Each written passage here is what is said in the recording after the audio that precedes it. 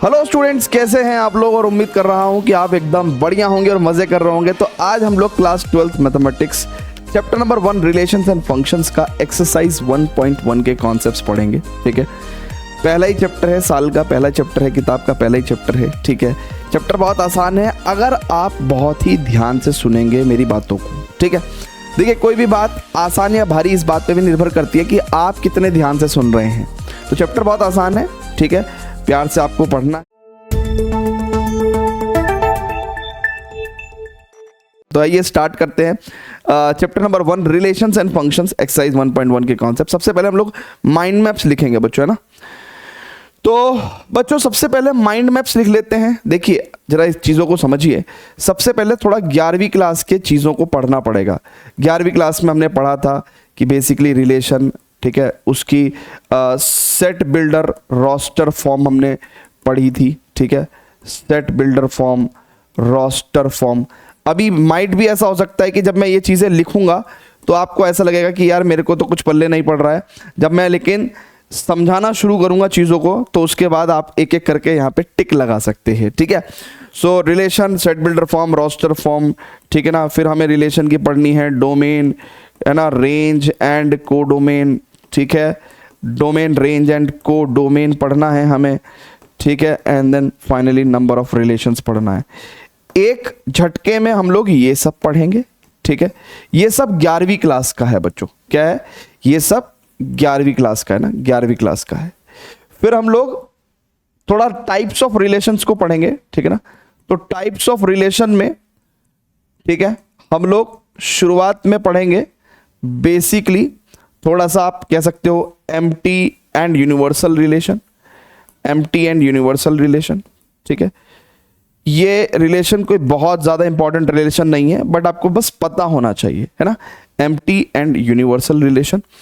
Then third number पे हम लोग फिर टाइप्स ऑफ रिलेशन में पढ़ेंगे reflexive, symmetric and transitive relation. Reflexive, symmetric and transitive relation. इसके ऊपर एक क्वेश्चन 5 नंबर का हर साल ऑलमोस्ट आ जाता है बोर्ड्स एग्जाम के अंदर। ठीक है ना, तो रिफ्लेक्सिव, सिमेट्रिक, ट्रांजिटिव। जो रिलेशन रिफ्लेक्सिव भी होते हैं, सिमेट्रिक भी होते हैं, ट्रांजिटिव भी होते हैं, उनको अपन इक्विवेलेंस रिलेशन बोल देते हैं। तो हम उसके बारे में भी पढ़ेंगे। ठीक है, और फिर फाइनली एक टॉपिक बचेगा इक्विवेलेंस क्लास का। इक्विवेलेंस क्लास का तो एटलीस्ट आपको आज के लेक्चर में हम लोग क्या क्या टॉपिक्स पढ़ेंगे उन टॉपिक्स का सिर्फ नाम का आइडिया होना चाहिए ना, सो दैट कि जब हम लोग पढ़ने जाएंगे तो हमारे पास एक नक्शा है, एक मैप, एक नेविगेशन है कि भाई देखो हमको ये सारी चीज़ें इस लेक्चर के अंदर हम लोग कवर करेंगे। ठीक है, चलिए तो आइए सबसे पहले स्टार्ट करते हैं रिलेशन। देखिए मैथमेटिक्स में जब हम लोग रिलेशन की बात करते हैं बच्चों, है ना, मैथमेटिक्स में जब हम लोग रिलेशन की बात करते हैं तो आप ये मान के चलिए कि हम किसके रिलेशन की बात कर रहे हैं। ठीक है भाई, रिलेशन जैसे इंसानों में होता है, मेरा तुम्हारे से रिलेशन, तुम्हारा तुम्हारे पापा से रिलेशन, पापा का मम्मी से रिलेशन, इस तरह के रिलेशन इंसानी दुनिया में होते हैं। पर मैथ्स में ये किस तरह के रिलेशन की बात चल रही है, तो आइए जरा मैं आपको चीज बताता हूं। ठीक है, लेट्स टेक 2 सेट्स, है ना, ये 2 सेट लिए हमने, set A and set B. Let's say इस सेट के अंदर हमारे पास 3 एलिमेंट्स है 1 2 3, एंड सेट बी में भी 3 एलिमेंट है 4 5 और 6। ठीक है, आप जरा बहुत ध्यान से देखिएगा स्टूडेंट्स, मैं कह रहा हूं कि भैया रिलेशन किसका, एलिमेंट्स ऑफ सेट ए। देखिए यहां पे हम रिलेशन की बात कर रहे हैं, तो रिलेशन किसका, सेट ए के एलिमेंट्स का सेट बी के एलिमेंट्स से। फिर से बोलूंगा, रिलेशन किसका, सेट ए के एलिमेंट्स का सेट बी के एलिमेंट्स से, है ना। इस बात को हम लोग इस तरीके से लिखते हैं कि ए सेट के एलिमेंट का बी सेट के एलिमेंट से रिलेशन की बात चल रही है। अब तमाम पॉसिबिलिटी क्या हो सकती है रिलेशंस की, जरा बहुत ध्यान से देखेंगे। भैया ऐसा हो सकता है कि भैया 1 का 4 से रिलेशन हो, राइट, तो 1 का 4 से रिलेशन हो सकता है। ठीक है, अच्छा अब ये 1 का 4 से रिलेशन हो सकता है, इस बात को हम क्या करेंगे, ब्रैकेट के अंदर रखेंगे, और ये है ऑर्डर्ड पेयर, राइट। इसको क्या बोलते हैं हम लोग, इसको बोलते हैं हम लोग ordered pair. This is your ordered pair. Why we are calling it as ordered pair, क्योंकि ये ऑर्डर में है। एक जो एलिमेंट है वो सेट ए से आया है और 4 जो एलिमेंट है वो सेट बी से आया है। मतलब ऑर्डर है, इनका एक क्रम है कि पहला एलिमेंट पहले सेट से आया और दूसरा एलिमेंट दूसरे सेट से आया, इसको हम लोग ऑर्डर्ड पेयर बोलते हैं। तो देखो एक का रिलेशन 4 से हो सकता है, तो अदर भी ऑर्डर्ड पेयर्स भी हो सकती हैं। एक का 5 से रिलेशन हो सकता है, राइट, एक का 5 से रिलेशन हो सकता है। एक का भैया 6 से रिलेशन हो सकता है, एक का 6 से रिलेशन हो सकता है, बिल्कुल सही बात है। 2 का 4 से हो सकता है, राइट, 2 का 4 से हो सकता है, बिल्कुल सही बात है। 2 का 4 से रिलेशन हो सकता है। 2 का 5 से रिलेशन हो सकता है, यस बिल्कुल हो सकता है। 2 का 5 से रिलेशन हो सकता है। और क्या हो सकता है बच्चों? 2 का 6 से रिलेशन हो सकता है, 2 का 6 से रिलेशन हो सकता है। और क्या पॉसिबिलिटी है? ए सेट के एलिमेंट का बी सेट के एलिमेंट से, और क्या क्या पॉसिबिलिटीज है रिलेशन की? अगर हम बहुत ध्यान से देखेंगे तो 3 का 4 से रिलेशन हो सकता है क्या? हाँ, 3 का 4 से रिलेशन हो सकता है, ठीक है। सो 3 का 4 से रिलेशन हो सकता है, 3 का 5 से भी रिलेशन हो सकता है, ठीक है, और 3 का 6 से भी रिलेशन हो सकता है। ये ए सेट के एलिमेंट्स का बी सेट के एलिमेंट से तमाम जितनी भी पॉसिबिलिटी हो सकती है, ये सारी की सारी पॉसिबिलिटीज मैंने लिख दी, राइट, है ना। यही तरीके से पॉसिबल रिलेशन बन सकते हैं, ठीक है। अच्छा, अब स्टूडेंट्स बहुत ध्यान समझिएगा, एक्चुअली ये जितने भी तमाम पॉसिबल रिलेशंस हैं, राइट, इन तमाम पॉसिबल रिलेशंस का ये जो सेट है, राइट, ये तमाम पॉसिबल रिलेशंस का जो सेट है, मतलब ये सेट को हम कैसे बनाते थे बच्चों? With in the curly braces रखते हैं हम लोग, है ना। ये जो तमाम पॉसिबल रिलेशंस का जो सेट है, इसको हम लोग ए क्रॉस बी यानी कि कार्टेशियन प्रोडक्ट भी बोल देते हैं। क्या बोल देते हैं हम इसको? इसको हम लोग कार्टेशियन प्रोडक्ट भी बोल देते हैं। कार्टेशियन प्रोडक्ट में क्या होता है बच्चों? कार्टेशियन प्रोडक्ट में क्या होता है बेसिकली, अगर हम बहुत ध्यान से देखेंगे, इसको साफ साफ लिख दूं मैं थोड़ा सा, इस ए क्रॉस बी को हम लोग क्या भी बोल देते हैं बच्चों? Cartesian product. कार्टेशियन प्रोडक्ट, और कार्टेशियन प्रोडक्ट के अंदर क्या होता है बच्चों? बहुत ध्यान से देखेंगे, कार्टेशियन प्रोडक्ट, ठीक है। कार्टेशियन प्रोडक्ट में तमाम पॉसिबल ऑर्डर्ड पेयर्स होते हैं, है ना, और ये ऑर्डर्ड पेयर्स क्या बता रहे हैं कि सेट ए के एलिमेंट का सेट बी के एलिमेंट से रिलेशन है, ठीक है ना। सो कार्टेशियन प्रोडक्ट कंटेन्स, है ना, contains all possible ordered pairs, है ना, all possible ordered pairs. Cartesian product में सभी पॉसिबल, है ना, ऑर्डर्ड पेयर्स, है ना, which are in ordered pairs in relation from set A to set B, from set A to set B, यानी कि सेट ए का सेट बी से जितने भी पॉसिबल रिलेशंस हैं वो सारे ऑर्डर्ड पेयर्स जो हैं कार्टेशियन प्रोडक्ट के अंदर होते हैं। So this is the very first thing जो हम लोगों ने क्लास 11th में पढ़ा था कि भाई कार्टेशियन प्रोडक्ट क्या होते हैं, ठीक है। चलिए अब जरा यहां तक की बात अगर हम लोग समझ गए हैं, अब हम लोग थोड़ा सा अपना ज्ञान को जो है ना एक्सपैंड करेंगे, राइट। ज्ञान को हम लोग क्या करने वाले हैं? एक्सपैंड करने वाले हैं। Now the next thing is what बच्चों? अब हम लोग पढ़ेंगे रिलेशन, ठीक है ना। अब देखिए, ये तो सारे तमाम पॉसिबल टाइप ऑफ रिलेशन, मतलब इसके अंदर तो सारे तमाम पॉसिबल रिलेशंस आ गए कार्टेशियन प्रोडक्ट के अंदर, लेकिन मैं किसी स्पेसिफिक रिलेशन की बात करूंगा ना बच्चों। किसकी बात करूंगा मैं? एक स्पेसिफिक रिलेशन की बात करूंगा। तो मैंने कहा भैया एज्यूम अ रिलेशन, है ना, let R be a relation from set A to B, है ना, let are, let's say R1 कह देता हूं, let R1 be a relation, ये रिलेशन है भैया from set A to set B. अब इतनी बात लंबी चौड़ी ना लिख के, ठीक है ना, ये बात इतनी लंबी चौड़ी ना लिख के मैं इस बात को सीधा शॉर्ट में बोल सकता था कि R1 एक रिलेशन है सेट ए के एलिमेंट्स का सेट बी के एलिमेंट्स से, ठीक है। इतनी लंबी चौड़ी बात ना लिख के मैं शॉर्ट में ऐसे लिख सकता था, ठीक है। तो यानी कि ये लंबी चौड़ी बात हटा दूं मैं, ये लंबी चौड़ी बात हटा दे रहा हूं, ठीक है, ये छोटी सी बात लिख दे रहे हैं।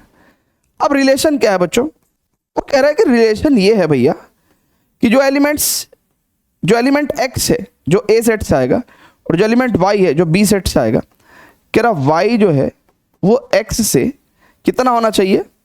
लेट से 3 ज्यादा होना चाहिए। y जो है वो x से 3 ज्यादा होना चाहिए। फॉर ऑल, ये साइन किसका है बच्चों? फॉर ऑल का। किसका साइन है? फॉर ऑल का साइन है, ठीक है। नाउ कह रहा for all x belongs to set A, यानी कि जितने भी x हैं वो सेट A से आएंगे और जितने भी y हैं वो सेट B से आएंगे। ठीक है, यानी कि ये एक ऐसी डेफिनेशन, एक ऐसा स्टेटमेंट है जो रिलेशन को डिफाइन कर रहा है, और जो भी स्टेटमेंट रिलेशन को डिफाइन करता है उस पर्टिकुलर फॉर्म को हम बोलते हैं सेट बिल्डर फॉर्म, क्योंकि इसकी मदद से बच्चों क्या होने वाला है, इसकी मदद से अब हमें क्या पता चलने वाला है कि रिलेशन एक्चुअली में रोस्टर फॉर्म में, टेबुलर फॉर्म में कैसा दिखने वाला है। अब मैं क्या करूंगा भैया, बहुत ध्यान से देखिएगा, हमने ए और बी सेट तो डिफाइन कर रखे हैं, ए और बी सेट तो डिफाइन कर रखे हैं। ठीक है, तो भैया ए और बी सेट जो है हमारे पास डिफाइंड है ऑलरेडी। ठीक है, ए और बी सेट तो हमारे पास डिफाइंड है, लेट्स से। ठीक है, जरा बहुत ध्यान से देखिएगा, this is your A set, this is your B set, 1 2 3 4 5 6। ठीक है, अब जरा बच्चों बहुत ध्यान से देखिएगा, रिलेशन R1 को मैं रोस्टर फॉर्म में लिखने जा रहा हूं। अब देखिए y x से 3 ज्यादा है और x कहां से आएगा, a सेट से, तो अगर मैंने x को 1 ले लिया, राइट, तो y कितना होने का, 1 + 3 4, यानी कि y 4 हो जाएगा। तो बेसिकली 1 का रिलेशन 4 से, राइट। फिर अगर मैं बोलता हूं कि x 2 है तो 2 का रिलेशन 5 से। ठीक है, अगर मैं कहता हूं कि x क्या है, 3 है, तो y कितना है, y क्या है, x + 3 है ना, तो अगर x 3 है तो y 6 हो जाएगा, तो 3 का रिलेशन 6 से हो गया। क्लियर है क्या भैया? इस पर्टिकुलर रिलेशन को देखो, ये सबको आना चाहिए, ये 11वीं क्लास का काम बता रहा हूं मैं आपको, ये होता है रोस्टर फॉर्म, रोस्टर फॉर्म। अब इसी के अंदर मैं थोड़ा सा ट्विस्ट लेके आता हूं, मैं इसे x + 3 की जगह x + 4 कर दे रहा हूं, मैं इसे x + 3 की जगह x + 4 कर दे रहा हूं। तो देखो अब ये रिलेशन कैसा चेंज होने वाला है। ठीक है, अब ये भैया, ये लिंक्स जो स्टैब्लिश हो रखे थे, ठीक है ना, ये लिंक्स जो हैं ये हमने तोड़ दिए। अब जब बेटा x की वैल्यू क्या होगी, तेरी 1 होगी। ठीक है, तो y क्या है, x से 4 ज्यादा है, तो 1 + 4 5, यानी कि 1 का रिलेशन 5 से बनेगा। ठीक है, जब x की वैल्यू आप 2 लोगे तो 2 + 4 6। अब किसी बच्चे के दिमाग में यह कहानी आएगी कि सर जब x की वैल्यू 3 लेंगे, है ना, तो y की वैल्यू 3 + 4 7 आएगी। लेकिन बेटा तेरा ये रिलेशन गलत है। क्यों? क्योंकि उसमें ये वाला ऑर्डर्ड पेयर तेरा गलत हो गया। अब ये ऑर्डर्ड पेयर गलत क्यों है मैं बताता हूं आपको। ये पूरे रिलेशन के अंदर आपका ये जो पहला एलिमेंट है वो सेट ए से बिलोंग करना चाहिए था, जो कि बिलोंग कर रहा है भाई, 3 तो सेट ए के अंदर है ना, राइट। लेकिन जो दूसरा एलिमेंट है वो सेट बी से बिलोंग करना चाहिए, लेकिन 7 बी सेट में नहीं है, राइट। इसीलिए बच्चों हमारे पास ये वाला ऑर्डर्ड पेयर पॉसिबल नहीं है। ठीक है ना, तो इसको पर्टिकुलर फॉर्म को बोलते हैं हम लोग रोस्टर फॉर्म, रोस्टर फॉर्म। इसको क्या बोलते हैं हम लोग, रोस्टर फॉर्म बोलते हैं। ठीक है, क्लियर है क्या? जल्दी से बताइएगा, ये बात हर बच्चे को बहुत अच्छे तरीके से समझ में आनी चाहिए। ठीक है भैया, है ना, बहुत डिटेल में पढ़ा रहे हैं, कोई दिक्कत नहीं होनी चाहिए। वेरी गुड बच्चों। अब जब स्टूडेंट्स आपने ये relation set builder form, roster form में लिखना सीख लिया, है ना, इसको हम बोलते हैं एरो डायग्राम। क्या बोलते हैं बच्चों? Arrow diagram. यहां पे हम लोग इसको लिखते हैं हम लोग एरो डायग्राम। ये एरो डायग्राम है, फटाफट से इसको नोट करिएगा। हालांकि इसके नोट्स भी आपको हमारे विद्यावाइज ऐप के फ्री स्टडी मटेरियल सेक्शन के अंदर जाके भी मिल जाएंगे। जो टेलीग्राम पे हमारा 12th बोर्ड्स 90+ क्लब वाला एक टेलीग्राम चैनल है, उस पर भी नोट्स मिल जाएंगे, राइट। बट स्टिल आपको अपने हाथ से भी नोट्स बनाने चाहिए, ठीक है, उसकी एक अलग वैल्यू होगी। ये क्लियर है क्या बच्चों? Very good. अब स्टूडेंट्स आगे बढ़ेंगे, आगे बढ़ते हैं। अब एक चीज होती थी डोमेन, रेंज एंड कोडोमेन, है ना। तो डोमेन, रेंज एंड कोडोमेन मैं यहीं पे बताऊंगा आपको, ठीक है। डोमेन, रेंज एंड कोडोमेन में आपको क्या सर सारी बातें एक ही पेज पे बता दोगे क्या? पेज बचा रहे हो क्या? पेज नहीं बचा रहा हूं बेटा, पेज नहीं बचा रहा हूं। एक्चुअली में प्रॉब्लम क्या है कि प्रॉब्लम सिर्फ सिंपल सी इतनी है, प्रॉब्लम सिर्फ सिंपल सी इतनी है कि ये जितनी भी बातें हैं ना, एक सेकंड, ये क्या हो रहा है? हाँ, प्रॉब्लम सिर्फ इतनी सी है कि ये जितनी भी बातें हैं ना, ये एक दूसरे से रिलेटेड हैं, एक दूसरे से जुड़ी हुई बातें हैं, इसलिए एक ही जगह लिखवा रहा हूं। चलिए, तो ये एरो डायग्राम तो आप बना ही लेंगे, है ना, इसमें तो कुछ ऐसी इशू है ही नहीं। No, what about the domain बच्चों? डोमेन क्या होता है? डोमेन होता है बच्चों, डोमेन होता है set of first elements. Set of, देखो रिलेशन में डोमेन आप मान सकते हो सेट ऑफ फर्स्ट एलिमेंट्स। हालांकि अलग अलग डेफिनेशंस होती हैं फंक्शंस में, set of input, set of values of x, right, set of pre images, लेकिन डोमेन में आप सिंपल कह सकते हैं सेट ऑफ फर्स्ट एलिमेंट्स। तो देखिए बच्चों, ये जो फर्स्ट एलिमेंट्स है ना किसी भी रिलेशन में, 1 2, ये आपका क्या हो गया भैया? डोमेन हो गया, basically set of first elements. तो डोमेन इज नथिंग बट 1 और 2। रेंज क्या होगी बच्चों? What about the range? Range of the relation क्या है? It is, we can say, set of second elements या set of images. Set of second elements यानी कि सेकंड एलिमेंट्स का सेट, या ना इमेजेस। देखिए किसी भी ऑर्डर्ड पेयर में ना बच्चों, किसी भी ऑर्डर्ड पेयर में इस एलिमेंट को बोलते हैं हम लोग इमेज। किसकी इमेज? 2 की इमेज, राइट। और 2 को क्या बोलते हैं हम लोग?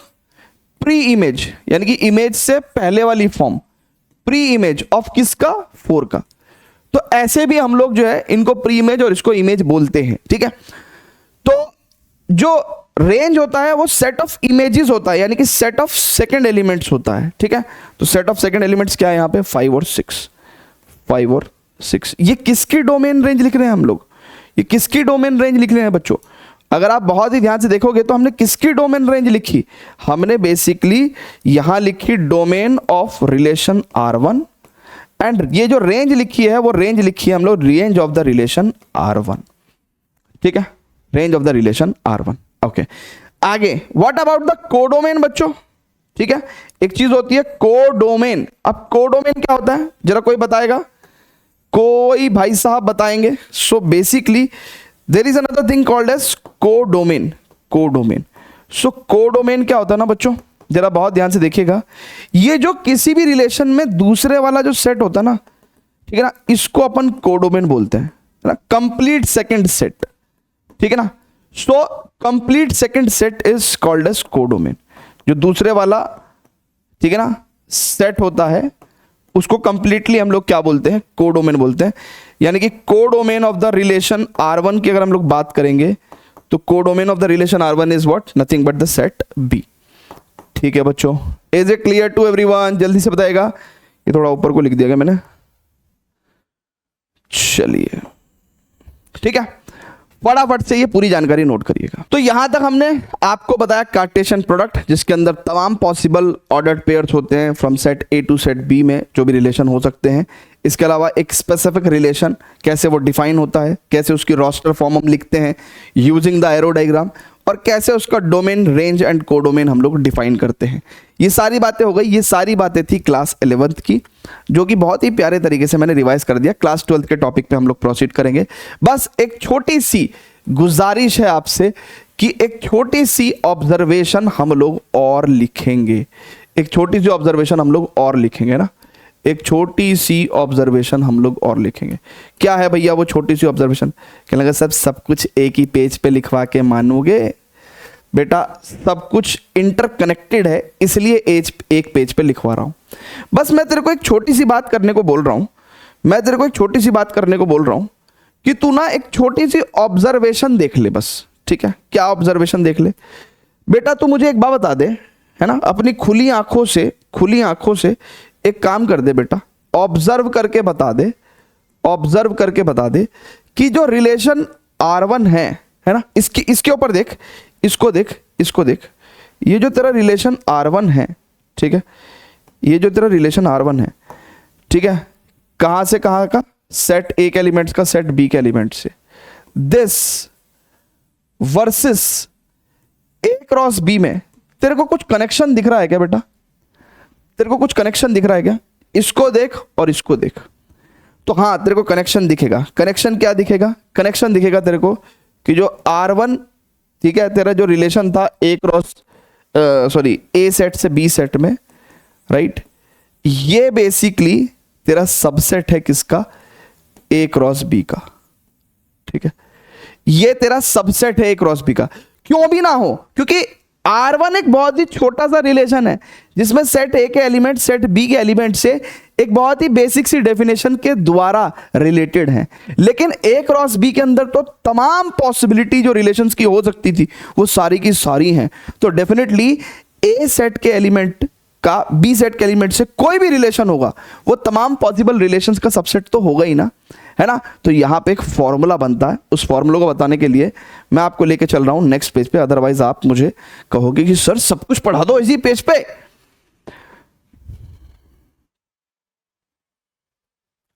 ये क्या है, ओके चलिए।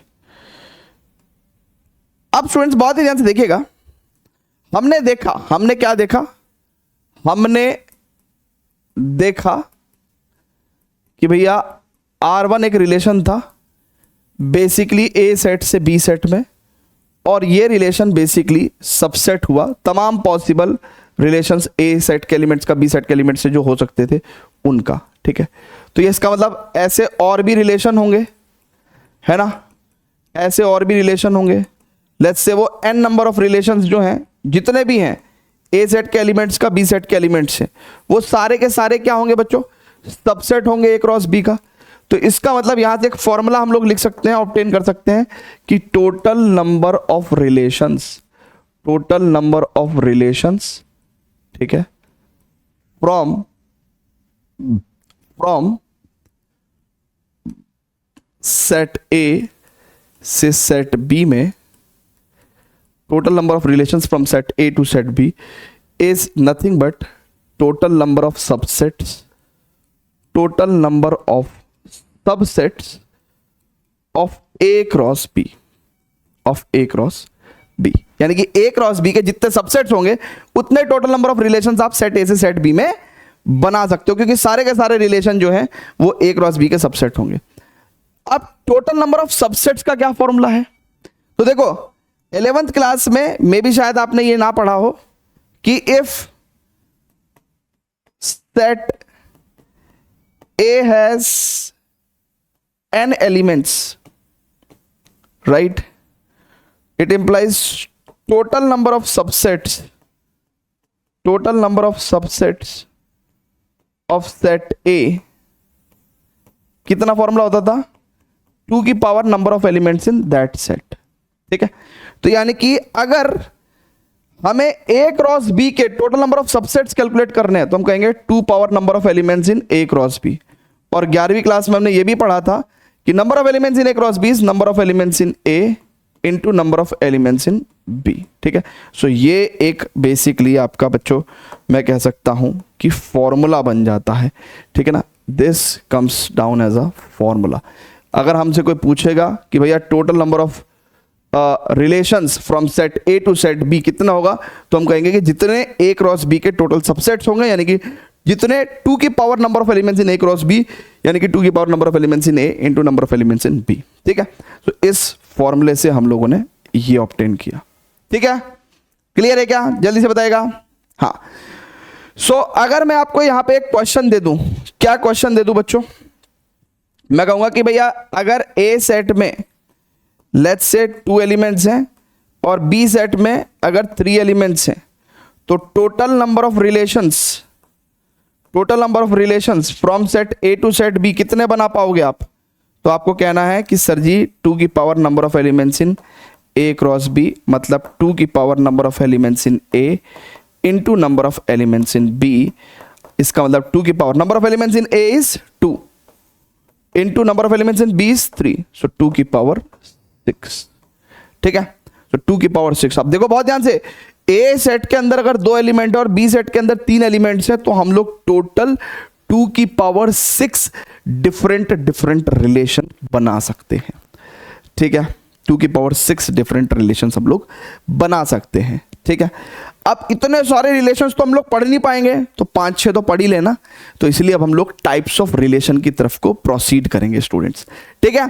तो फटाफट से ये पूरी जानकारी नोट करिएगा प्लीज, और ये वाली भी पूरी जानकारी आप प्लीज नोट करिएगा, ठीक है।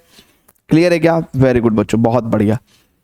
अब हम लोग जो है आगे फर्दर प्रोसीड करेंगे। एक बार माइंड मैप चेक कर लेते हैं, ठीक है। हाँ, तो माइंड मैप में अगर हम लोग देखेंगे बहुत ध्यान से, तो भैया हमने रिलेशन पढ़ लिया है, ठीक है। सेट बिल्डर फॉर्म पढ़ ली है, रोस्टर फॉर्म पढ़ ली है, डोमेन क्या होता था, रेंज क्या होता था, कोडोमेन क्या होता था, एंड नंबर ऑफ रिलेशंस, ये हमने सब कुछ पढ़ लिया है, ठीक है। Now it's time for empty and universal relation, ठीक है। चलिए अब students empty and universal relation की बात करेंगे हम लोग, ठीक है। तो एम्प्टी एंड यूनिवर्सल रिलेशन अगर आप बहुत ही ध्यान से देखेंगे तो लेट्स से मैं कह रहा हूं कि भैया एक सेट ए है, इट इज 1 2 3, ठीक है, एंड सेट बी है और इट इज 4 5 6। अगर मैं कहता हूं कि एक रिलेशन R1 है जो कि सेट ए से सेट बी में है, और रिलेशन को लिख दे रहा हूं मैं कि x का y से रिलेशन तब होगा जब x is greater than y for all x belongs to set a and y belongs to set b, ठीक है। ये मैंने इसकी एक सेट बिल्डर फॉर्म लिखी। अब आप जब लिखने पे आओगे ना बच्चों, तो जरा बहुत ध्यान से देखिएगा, मैं आपके सामने एक बहुत ही प्यारा सा, अगर हम बहुत ध्यान से देखेंगे तो मैं आपके सामने, जरा बहुत ही ध्यान से देखिएगा, ये सेट ए है, ये सेट बी है, इसमें 1 2 3 एलिमेंट्स हैं, इसमें 4 5 और 6 एलिमेंट्स हैं ना। इसकी एक कॉपी भी बना के रख लेते हैं क्योंकि ये हमारा भी काम भी आएगा, ठीक है। अच्छा, अब फ्रेंड्स बहुत ध्यान से देखेंगे, एक्स एलिमेंट कहां से आ रहा है? सेट ए से, यानी कि यहां से आ रहा है, ठीक है। और वाई एलिमेंट कहां से आ रहा है? सेट बी से आ रहा है, ठीक है ना। इस बात का ध्यान रखेंगे। अब अगर आप एक्स एलिमेंट जो है वो आप यहां से ले रहे हैं तो, और वाई एलिमेंट आप यहां से ले रहे हैं, तो रिलेशन क्या है? एक्स वाई से बड़ा होना चाहिए, है ना, एक्स वाई से बड़ा होना चाहिए। तो जो 1 है, अगर मैं एक्स की जगह पे 1 ले लूं तो 1 y कौन से y से बड़ा है? यानी कि भाई 1 का x का y से रिलेशन तब बनेगा जब x y से बड़ा हो। तो क्या 1 4 से बड़ा है? नहीं। क्या 1 5 से बड़ा है? नहीं। क्या 1 6 से बड़ा है? नहीं। तो इसका मतलब यहां तो एम्प्टी रहेगा मामला। चलो जी आगे चलते हैं। अगर मैंने 2 ले लिया तो 2 4 से बड़ा है? नहीं। 5 से बड़ा है? नहीं। 6 से बड़ा है? नहीं। तो इसकी भी कोई भी, ये भी किसी से रिलेटेड नहीं है। फिर 3 जो लिया अगर मैंने x की जगह, तो क्या 3 4 से बड़ा है? नहीं। 3 5 से बड़ा है? नहीं। 3 6 से बड़ा है? नहीं। तो भैया यहां तो ऑर्डर्ड पेयर्स कंप्लीट ही नहीं हो पाए, यानी कि ये रिलेशन में कोई भी ऑर्डर्ड पेयर कंप्लीट ही नहीं हो पाया, तो ये एक एम्प्टी रिलेशन है। This is your empty relation, right, empty relation. Clear है क्या भैया? जल्दी समझ में आया क्या आपको बात? ठीक है, यस। अब अगर इसी का मैंने, देखिएगा बहुत ध्यान से देखिएगा जरा, ये एम्प्टी रिलेशन मैंने आपको समझा दिया ना भैया, ठीक है, ओके, वेरी गुड। अब यूनिवर्सल रिलेशन समझेंगे हम लोग। यूनिवर्सल रिलेशन, यूनिवर्सल रिलेशन, ठीक है, this was the empty relation. ये तो मैंने आपको क्या सिखा दिया? एम्प्टी रिलेशन सिखा दिया, एम्प्टी रिलेशन, ठीक है, एम्प्टी रिलेशन, ठीक है। टॉपिक्स बहुत ज्यादा हैं तो इसलिए हमें बहुत ज्यादा बात करने का समय नहीं मिल पाता है, ठीक है, लेकिन करेंगे हम लोग बात, ठीक है। आगे जरा बढ़ लेते हैं। अब बात करते हैं यूनिवर्सल रिलेशन की बच्चों ना, यूनिवर्सल रिलेशन। हालांकि ये दोनों रिलेशन मैथ्स में ट्रिवियल रिलेशन के नाम से भी जाने जाते हैं। ट्रिवियल मतलब relation of no such importance, है ना। एम्प्टी यूनिवर्सल है ना, एक तरह से शून्य और इकाई वाली बात हो गई, ठीक है। तो इसलिए इनकी कोई बहुत ज़्यादा इंपॉर्टेंस नहीं है ना, as compare to the different relations आगे जो हम लोग पढ़ने वाले हैं। अब स्टूडेंट्स बहुत ही ध्यान से देखिएगा, यूनिवर्सल रिलेशन की अगर हम लोग बात कर रहे हैं तो सेम मैं इस रिलेशन को उठा के कॉपी पेस्ट कर दे रहा हूं। कहने लगा सर नहीं करो कॉपी पेस्ट, क्यों? क्योंकि फिर तो एम्प्टी रिलेशन ही आ जाएगा ना मुन्ना। अगर मैं यहां पे अब x ग्रेटर देन y कर दूं, देख तो तेरे पास यूनिवर्सल रिलेशन आ गया। जरा चेक करियो बेटा, रिलेशन लिख रहा है तू, है ना। अब ये R1 नहीं है ना, अब इसको R2 लिख देते हैं ना, R2 लिख देते हैं, क्योंकि R1 तो लेफ्ट में लिख चुका हूं ना मैं, तो इट इज R2, राइट। अब देखिए बच्चे, अब तेरा x A सेट से आएगा, राइट, और तेरा y जो है वो B सेट से आएगा। उसने कहा भैया x अगर मान लो मैंने 1 ले लिया तो x y से बड़ा होना चाहिए ना, सॉरी यहां पे हम लोग इसमें लेस देन का साइन कर देते हैं, ठीक है। तो यानी कि x लेस देन y की बात चल रही है।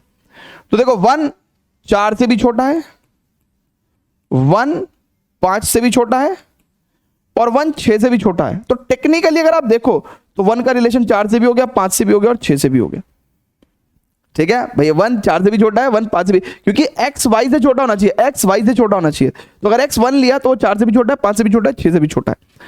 इसके अलावा अगर मैं x की वैल्यू 2 ले लूंगा, ठीक है, तो 2 4 से भी छोटा है, 2 5 से भी छोटा है एंड 2 6 से भी छोटा है, ठीक है। फिर 3 जो है वो 4 से भी छोटा है, 3 5 से भी छोटा है और 3 6 से भी छोटा है। अगर एरो डायग्राम में हमें देखना है तो 2 4 से भी छोटा है, 5 से भी छोटा है और 6 से भी छोटा है, 3 4 से भी छोटा है, 5 से भी छोटा है और 6 से भी छोटा है। टेक्निकली अगर आप देखो तो इसके अंदर जितने भी तमाम पॉसिबल ऑर्डर्ड पेयर्स हो सकते थे, यानी कि जो A क्रॉस B के अंदर होते हैं, वो सारे के सारे ऑर्डर्ड पेयर्स आ गए। ऐसे रिलेशन को हम लोग यूनिवर्सल रिलेशन बोलते हैं। शॉर्ट में बोलें तो कोई भी रिलेशन अगर A क्रॉस B यानी कि अपने कार्टेशियन प्रोडक्ट के इक्वल आ जाए तो उसको हम लोग यूनिवर्सल रिलेशन बोल देते हैं, ठीक है भैया। वेरी गुड, बहुत बढ़िया। अब आइए स्टूडेंट्स पढ़ते हैं हम लोग रिफ्लेक्सिव रिलेशन, ठीक है। रिफ्लेक्सिव रिलेशन, ओहो हो रिफ्लेक्सिव रिलेशन।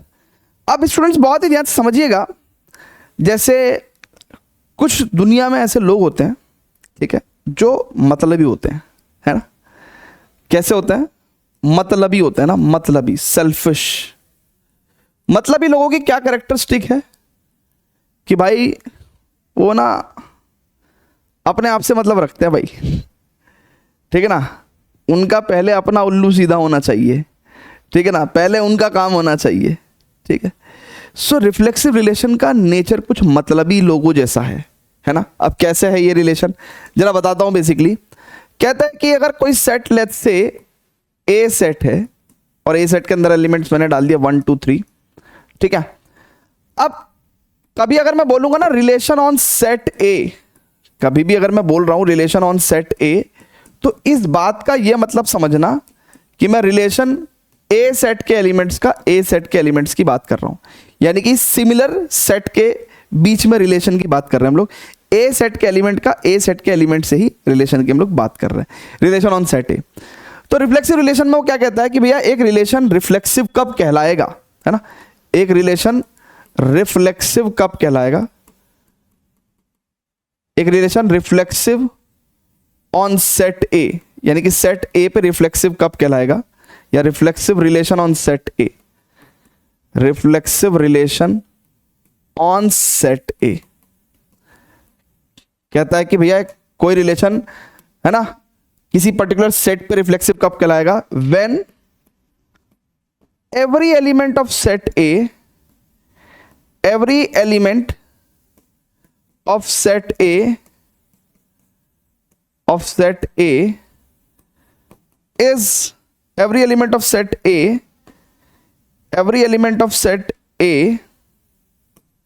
ठीक है, set A is related to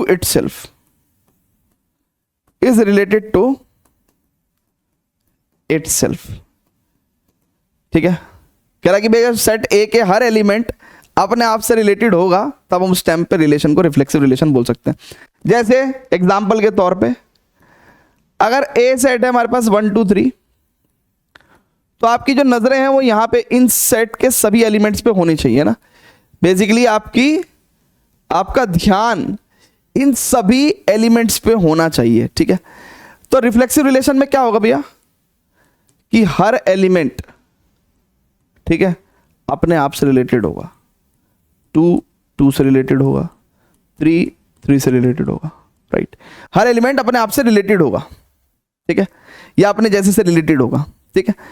ये वाला पार्ट जरूरी है, मतलब ये होना ही होना है, ठीक है, जरूरी है। बाकी 1 का 2 से रिलेशन हो सकता है भाई। मतलब ही लोग कैसे होते हैं, पहले सबसे पहले अपना काम सिद्ध होना चाहिए, फिर किसी का भी हो जाए कोई प्रॉब्लम नहीं है, ठीक है ना। तो हर इंसान को अपने से मतलब है, फिर उसके बाद किसी और से भी मतलब हो सकता है, ठीक है। तो यह इसका मतलब 1 का 2 से भी रिलेशन हो सकता है, यानी कि दिस इज ऑप्शनल। तो यहां पे अगर शॉर्ट में बात करें तो हर element, every element of set A, जरा बहुत ध्यान से समझेंगे, every element of set A is related to itself, ठीक है ना। तो हम लोग इसको क्या बोलेंगे, रिफ्लेक्सिव रिलेशन बोलेंगे, ठीक है भैया, रिफ्लेक्सिव रिलेशन बोलेंगे, ठीक है सर, ओके। अब अगर हम लोग बात करते हैं एक रिलेशन की, है ना, ऑन सेट ए पे, भाई मान लो 1 का 1 से, 2 का 2 से, राइट, और 1 का 2 से, तो क्या ये रिफ्लेक्सिव है? अब आपको देखो बताऊं, मैंने आपको कहा था कि आपका ध्यान यहां होना चाहिए रिफ्लेक्सिव चेक करते समय। 1 का 1 से रिलेशन है, 2 का 2 से रिलेशन है, पर 3 का 3 से रिलेशन नहीं है। तो क्योंकि 3 यहां पे नहीं है, तो इसलिए ये relation will called as not reflexive relation, not reflexive relation, ठीक है सर, जल्दी से बता दीजिए प्लीज, ठीक है, क्लियर है क्या भैया? चलिए, तो ये हो गया कि रिफ्लेक्सिव रिलेशन। अच्छा, अब स्टूडेंट्स बात करेंगे सिमेट्रिक रिलेशन के ऊपर, है ना। तो रिफ्लेक्सिव, सिमेट्रिक, ट्रांजिटिव जब पूरा खत्म हो जाएगा ना, उसके बाद हम लोग क्वेश्चंस पे प्रोसीड करेंगे। तो सिमेट्रिक रिलेशन क्या है भैया? तो देखो, इसको समझने के लिए बेस्ट एग्जांपल है, जैसे दिवाली में मिठाई के डब्बों का आदान प्रदान होता है, गुप्ता जी के यहां से हमारे यहां आया तो हम गुप्ता जी के यहां देंगे। पिछले साल, है ना, शर्मा जी के यहां से आया था पर हमने उन्हें नहीं दिया था, ठीक है ना। तो इस साल शर्मा जी भी हमें नहीं देंगे, ठीक है ना। अब मेरी बात समझिए, तो यहां पे सिमेट्रिक रिलेशन में बिल्कुल मिठाई वाला एग्जाम्पल आप दिमाग में रखिए, ठीक है। इसमें क्या होता है सिमेट्रिक रिलेशन में, कहता है कि सिमेट्रिक रिलेशन में कि अगर ए का बी से रिलेशन है देन बी का ए से रिलेशन होगा, ठीक है। लेकिन अगर ए का बी से है ही नहीं तो बी का ए से भी नहीं होना चाहिए, तब भी सिमेट्रिक रिलेशन कहलाएगा, ठीक है। सो बेसिकली अब अगर बहुत ही ध्यान से देखेंगे, इसका एक बेस्ट एग्जांपल है कि भैया let set A B there, ठीक है, 1 2 3। अब मैं यहां पे एक रिलेशन लिखता हूं सेट ए पे, भाई 1 का 2 से है, 2 का 1 से है, 1 का 3 से। तो देखिए, जब सिमेट्रिक चेक करते हैं तो हर ऑर्डर्ड पेयर को सिमेट्रिक होना पड़ेगा। देखिए, जब 1 2 है तो उसका उल्टा 2 1 है, तो ये भी और ये भी दोनों सिमेट्रिक के लिए पास हो जाते हैं, क्योंकि 1 2 है उसका उल्टा 2 1 है, 2 1 है तो उसका उल्टा 1 2 भी है। लेकिन 1 3 है और इसका उल्टा 3 1 नहीं है, क्योंकि 3 1 नहीं है इस रिलेशन में, तो इसलिए ये ऑर्डर्ड पेयर सिमेट्रिक के लिए फेल हो गया। और एक भी ऑर्डर्ड पेयर अगर सिमेट्रिक के लिए फेल हो गया then we will call it as not symmetric relation. क्या कहलाएंगे भैया हम लोग इसको? नॉट सिमेट्रिक रिलेशन, ठीक है ना। एक एग्जांपल और ले लेंगे, जैसे फॉर एग्जांपल अगर हमने लिया लेट्स से 2 3 3 2, राइट, 1 2 2 1। तो यहां पे साफ दिख रहा है हमें 2 3 है तो उसका उल्टा 3 2 भी है, दोनों सिमेट्रिक के लिए पास हो गए। 1 2 है और उसका उल्टा 2 1 है तो दोनों सिमेट्रिक के लिए पास हो गए। तो क्योंकि सारे ऑर्डर्ड पेयर सिमेट्रिक के लिए पास हो गए, तो ये रिलेशन क्या कहलाएगा भैया? आपका सिमेट्रिक रिलेशन कहलाएगा, सिमेट्रिक रिलेशन कहलाएगा, ठीक है। ठीक है भैया, जल्दी से बता दीजिए प्लीज। अब हम स्टूडेंट्स क्या पढ़ेंगे? ट्रांजिटिव रिलेशन, ठीक है। क्या पढ़ेंगे भैया हम लोग? ट्रांजिटिव रिलेशन के बारे में।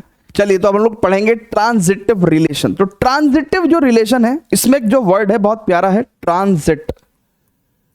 ट्रांजिट मतलब भाई कोई चीज ट्रेवल कर रही है, मोशन में है, ठीक है ना। अब यहां पे रिलेशन ट्रेवल कर रहा है। बहुत ही प्यारा एग्जांपल आपको बताता हूं, ठीक है। अब जैसे ये मम्मी है, ये पापा है और ये दादी जी हैं, ठीक है, राइट, क्लियर है क्या? अब वैसे मम्मी का और दादी का कोई रिलेशन नहीं था, कब?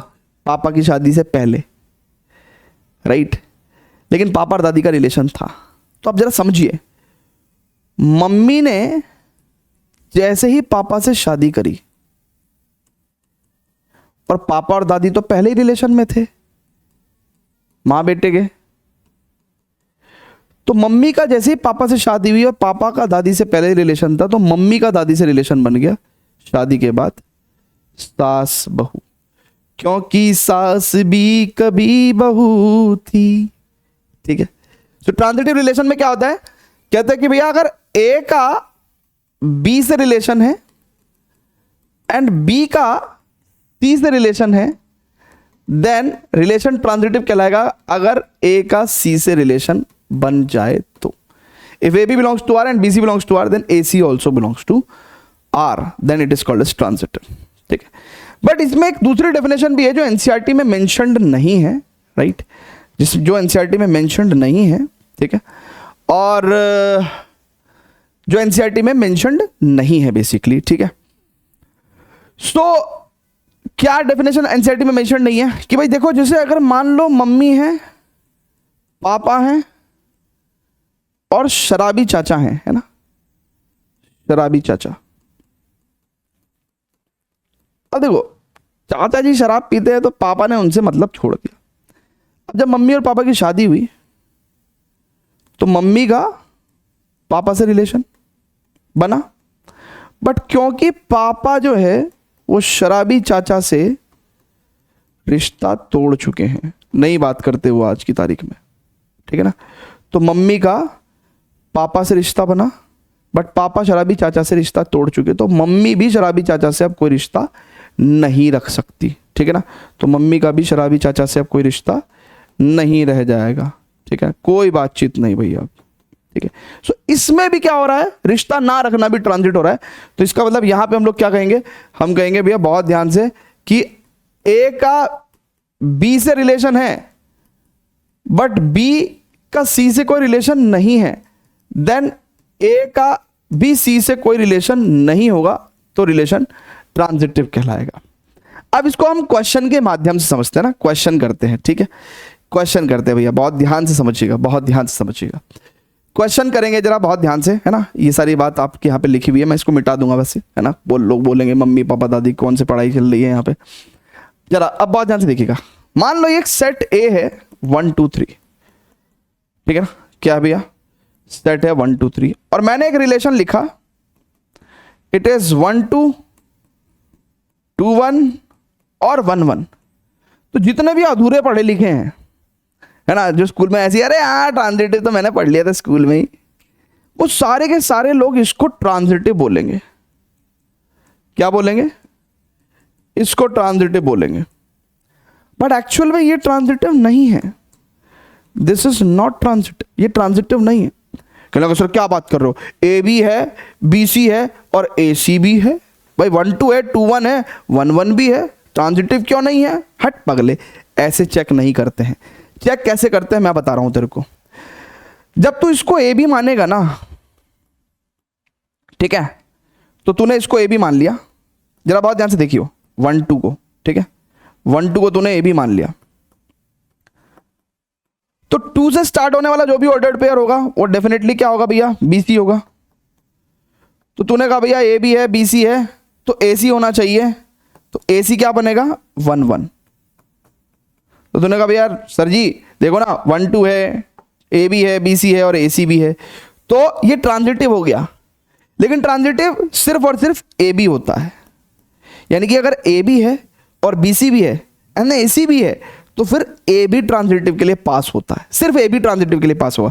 यानी कि तूने सिर्फ अभी इस एलिमेंट को चेक किया बेटा, और किसी को चेक नहीं किया, तो ये तेरा ट्रांजिटिव के लिए पास हो गया। ऐसे करके तेरे को एक एक ऑर्डर्ड पेयर चेक करने पड़ेंगे, एक एक ऑर्डर्ड पेयर। और अगर तेरा एक भी ऑर्डर्ड पेयर ट्रांजिटिव के लिए फेल हो गया तो तेरा पूरा रिलेशन नॉट ट्रांजिटिव हो जाएगा। अब जरा बहुत ध्यान से देख बच्चे, मान ले कल को तू इसको ए बी मानेगा, तो तूने इसको ए बी माना 2 1 को। अब बी सी क्या होगा, देखो 1 से स्टार्ट होने वाले जो ऑर्डर्ड पेयर्स है ना, वो तुम्हारे क्या होंगे, बी सी होंगे। देखो 2 1 है तो 1 1 भी बी सी हो सकता है और 1 2 भी बी सी हो सकता है, क्योंकि दोनों ही 1 से स्टार्ट हो रहे हैं। ठीक है, तो इस रास्ते से ए बी और बी सी, ए सी क्या बैठ गया तुम्हारा 2 1 ही बैठ गया, और इस रास्ते से 2 1 1 2 2 2 तुम्हारा ए सी बैठा। तो देखो इस रास्ते से आप कह सकते हो क्या कि सर जी 2-1 है, 1-2 है, बट 2-2 नहीं है, इसलिए ये ट्रांजिटिव के लिए फेल हो गया। क्या बोलेगा कि सर जी 2-1 है, 1-2 है, बट 2-2 नहीं है, ये ट्रांजिटिव के लिए फेल हुआ, तो ये पूरा का पूरा रिलेशन ही क्या हो जाएगा, नॉट ट्रांजिटिव हो जाएगा, नॉट ट्रांजिटिव हो जाएगा, नॉट ट्रांजिटिव हो जाएगा। ठीक है, ठीक है भैया, आ रही क्या बात समझ में? तो एक एक ऑर्डर्ड पेयर हम लोग ट्रांजिटिव के लिए चेक करते हैं। ठीक है, जल्दी से बोलो, आ रही बात समझ में? अच्छा, अब एक बात सुनो, ये मम्मी पापा वाला एग्जांपल हटा देंगे। चलिए अब स्टूडेंट्स मान लीजिए एक रिलेशन में आपको और बता रहा हूं, ये लेट्स से R1 था, अपन ने अब R2 रिलेशन ले लिया। अब मैं कह रहा हूं कि भैया ए सेट पे ही है, लेट्स से 1-2, 2-3 राइट एंड 1-3। अब आप कहोगे सर ये ट्रांजिटिव है कि नहीं है? देख बेटा, तूने इसको ए बी माना राइट, तो 1-2, 2-3 ये BC है, तो ये तेरा AC हो गया। तो जब AB भी है, BC भी है और AC भी है, तो पास क्या होगा ट्रांजिटिव के लिए? सिर्फ AB पास होता है, सिर्फ ट्रांजिटिव के लिए तेरा AB पास होता है। ठीक है, ये हटा दे अब तूने इसको AB मान लिया। ठीक है, तो तेरा AB क्या है, 2-3 है ना। अब क्या 3 से स्टार्ट होने वाला कोई ऑर्डर्ड पेयर है? नहीं है ना, तो AB है, BC है ही नहीं, तो AC चेक भी नहीं करेगा तू, तो तेरा AB ट्रांजिटिव के लिए पास हो जाएगा। AB है, BC है ही नहीं, तो AC चेक भी नहीं करेगा तू। ठीक है ना, इस आधार पे ये ट्रांजिटिव है। फिर आप आ जाओ अगले पे, इसे आप AB मान लो। ठीक है ना भाई, 1-3 है, तो इसको आपने AB माना। अब 3 से स्टार्ट होने वाला कोई ऑर्डर पेयर दिख रहा है क्या तुम्हें? नहीं दिख रहा है, तो यानी कि BC है ही नहीं, तो AC अपन चेक भी नहीं करेंगे, AB ट्रांजिटिव के लिए पास हो जाएगा। ठीक है, सारे ऑर्डर पेयर ट्रांजिटिव के लिए पास हो गए, तो इसलिए ये ट्रांजिटिव रिलेशन बन गया है। ठीक है, क्लियर है क्या? जल्दी से बताएगा प्लीज। ऐसे करके हम लोग ट्रांजिटिव रिलेशन चेक करते हैं। ठीक है, और बता देता हूं, मान लो एक रिलेशन है, किसमें? इसी सेट पे 1-2-3 पे एक रिलेशन लिया मैंने, सिंपल 1-2। क्या ये ट्रांजिटिव है? हाँ, क्योंकि AB है, BC है ही नहीं, तो AC को चेक भी नहीं करेंगे, ये ट्रांजिटिव के लिए पास हो गया, तो ये रिलेशन ट्रांजिटिव हो गया। ठीक है, क्लियर है क्या? आ रही क्या बात समझ में? हाँ, तो ऐसे करके मेरे भाई हर ऑर्डर्ड पेयर को हम लोग ट्रांजिटिव के लिए चेक करते हैं। एक और ले लेते हैं, एक और ले लेते हैं, एक और ले लेते हैं, R4 ले लेते हैं। लेट्स से बच्चे फिर कहेंगे कि सर ट्रांजिटिव पे एक आधा एग्जांपल और ले लेना चाहिए था आपको, है ना, तो हमने ले लिया, एग्जाम्पल ले लिया मेरे भाई। ठीक है, एग्जाम्पल ले लिया मैंने, है ना, बहुत ही ध्यान से देखिएगा। तो अब मैं R4, ठीक है, ये आपका R4 हो गया। ठीक है भैया, दिस इज योर R4। अब अगर मैं ले लेता हूं भैया 1-2, 2-3, 1-3, ठीक है, 3-1, ठीक है, 1-1, और बताओ, ये एक लंबा चौड़ा रिलेशन ले लिया मैंने। अब देख बेटा, ये तेरा AB है 1-2, ठीक है। अब 2 से स्टार्ट होने वाला ऑर्डर पेयर क्या है? 2-3, ये BC हो गया। तो AB है, BC है, तो AC क्या बनेगा भैया? It is 1-3। तो देखो AB भी है, BC भी है और AC भी है, तो AB आपका ट्रांजिटिव के लिए पास हो गया। ठीक है, क्लियर है क्या? Very good. अब मैं इसको यहां से हटा देता हूं। अब मैं ये 2-3 चेक कर रहा हूं ना, 2-3 को मैंने AB माना। अब देख बेटा, जो 3 से स्टार्ट होने वाला ऑर्डर पेयर है ना, वो तेरा BC बनेगा। तो तेरा 3 से स्टार्ट होने वाला ऑर्डर पेयर तो ये है ना 3-1, तो ये तेरा BC बन गया। तो 2-3 है, 3-1 है, बट क्या तेरे पास 2-1 है? 2-1 है क्या? देख बेटा, AB है, BC है, बट AC नहीं है। ठीक है, AB है, BC है, बट AC नहीं है, 2-1 नहीं है, तो इसलिए ये ट्रांजिटिव के लिए फेल हो गया। और एक भी ऑर्डर पेयर ट्रांजिटिव के लिए फेल हो गया तो आगे चेक ही नहीं करेंगे और अपन इसको क्या बोल देंगे? Not transitive relation. Not a transitive relation. ठीक है, क्लियर है क्या? जल्दी से बोलो। वेरी गुड बच्चों, बहुत बढ़िया, फटाफट से इसको नोट करेंगे। ठीक है, तो यहां पे आपका रिफ्लेक्सिव सिमेट्रिक ट्रांजिटिव जो एकदम बहुत ही ज्यादा तोड़फान चीज थी वो आपको समझ में आ गई है। ठीक है, अब हम लोग जो है फर्दर एक छोटी सी डेफिनेशन लिखेंगे इक्विवेलेंस रिलेशन की, एंड देन उसके बाद क्वेश्चंस पे प्रोसीड करेंगे। ठीक है, क्या करेंगे भैया? क्वेश्चन पे प्रोसीड करेंगे। आइए बढ़ते हैं आगे। तो इक्विवेलेंस रिलेशन क्या है? क्या है भैया? कह रहा है कि if a relation is what? Reflexive है अगर कोई रिलेशन, प्लस सिमेट्रिक है और प्लस ट्रांजिटिव रिलेशन है, then it is equivalence relation, है ना? Equivalence relation, then it is equivalence relation. If a relation is reflexive, symmetric and transitive, then it is called as equivalence relation. तो students यहां तक हमारा खत्म हो चुका है। अब रिफ्लेक्सिव, सिमेट्रिक, ट्रांजिटिव यानी कि पूरा का पूरा इक्विवेलेंस रिलेशन। ठीक है, अब स्टूडेंट्स इसके बाद एक लास्ट टॉपिक बचता है इक्विवेलेंस क्लास, जो कि हम लोग जो है एक एनसीईआरटी क्वेश्चन के माध्यम से आपको जब एनसीईआरटी सॉल्व कराएंगे तो उसके अंदर ही जो है कवर करके आपको देंगे ना, एनसीईआरटी क्वेश्चन के थ्रू। ठीक है, अब स्टूडेंट्स मैं आपको बता देता हूं कि देखिए अभी हमने इस पूरे लेक्चर के अंदर सभी के सभी थ्योरेटिकल एस्पेक्ट कवर कर लिए हैं, सारे कॉन्सेप्ट कवर कर लिए हैं। अब हम लोग सीधा चढ़ेंगे एक्सरसाइज 1.1 को सॉल्व करेंगे पूरा। ठीक है ना, एक्सरसाइज 1.1 को सॉल्व करेंगे। अब आपको एक बात बहुत ज्यादा ध्यान रखनी है, वो क्या है कि एक्सरसाइज 1.1 के सॉल्यूशन कहां पे आएंगे? तो देखिए हमारे ना दो चैनल्स हैं, राइट? एक ये चैनल हमने नया क्रिएट किया है और इसका पर्पस यही है Vidyawise class in the 11th 12th channel का, कि यहां पे हम लोग एक्सरसाइज वाइज पढ़ाई करने वाले हैं, राइट? देखो बच्चे कुछ एक्सरसाइज वाइज पढ़ते हैं, कुछ खाली वन शॉट पढ़ते हैं। तो एक्सरसाइज वाइज मतलब हर एक्सरसाइज का कॉन्सेप्ट वीडियोस भी आएंगे। ठीक है, और प्लस सॉल्यूशन वीडियोस आएंगे, है ना? किस पे? विद्यावाइज class 11th and 12th channel पे।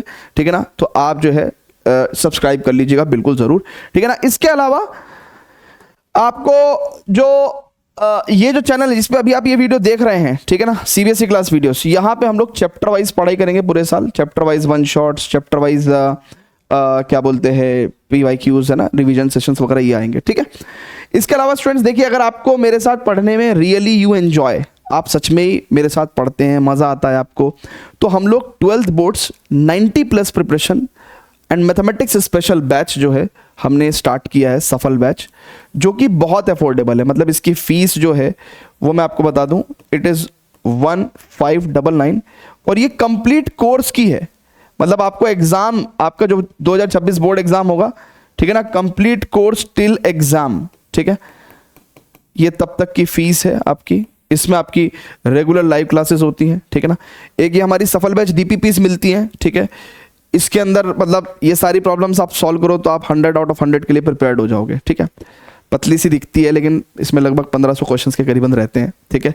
और इसके अंदर आप मतलब आप मान लीजिए तमाम सभी रिसोर्सेज, PYQs के study questions, sample question papers, right, और आपका मतलब जितने भी अच्छे क्वेश्चंस हो सकते हैं, क्योंकि अगर आप अदर बुक्स को भी देखेंगे, RDRS को भी देखेंगे, तो मोस्ट ऑफ द क्वेश्चंस तो एग्जाम्पलर PYQs और सैम्पल क्वेश्चन पेपर क्वेश्चंस ही होते हैं, ठीक है।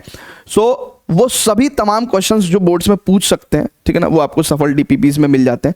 प्लस जो कमी यहाँ रह जाती है वो मैं फिर लाइव क्लासेस में करवाता ही हूँ अपने, है ना भाई। लाइव क्लासेस की जो PPTs होती हैं, नोट्स होते हैं, उनके अंदर भी बहुत अच्छे क्वेश्चंस होते हैं। तो मतलब इसमें हम लोग बेसिकली सिर्फ NCERT नहीं पढ़ते हैं। NCERT अगर आपको पढ़नी है सिर्फ और सिर्फ तो आप फ्री में पढ़ सकते हैं हमारे दोनों चैनल से, ठीक है ना। But if you want to score 90+, है ना, in mathematics for your board exams, तो you can join Safal batch. बहुत ही अफोर्डेबल है, ठीक है। और डाउट सेशंस होंगे आपके, प्लस टेस्ट भी होते हैं, ठीक है। तो किसी भी क्वेरी के लिए, सफल बैच की क्वेरी के लिए आप इस नंबर पे कॉल भी कर सकते हैं, 8077303359। और आपको मैं बता दूं कि सफल बैच का जो डिस्क्रिप्शन में लिंक भी मिल जाएगा, तो उस पर क्लिक करके भी आप सारी जानकारी जो भी आप जानना चाहते हैं वो भी आपको मिल जाएगी, ठीक है। सो अब एक्सरसाइज 1.1 के सॉल्यूशंस पे मिलेंगे। और कहाँ मिलेंगे भैया? 1.1 का सॉल्यूशन अपलोड होगा Vidya wise class 11th and 12th channel पे, ठीक है। तो stay tuned, please do subscribe. Bye bye and love you all.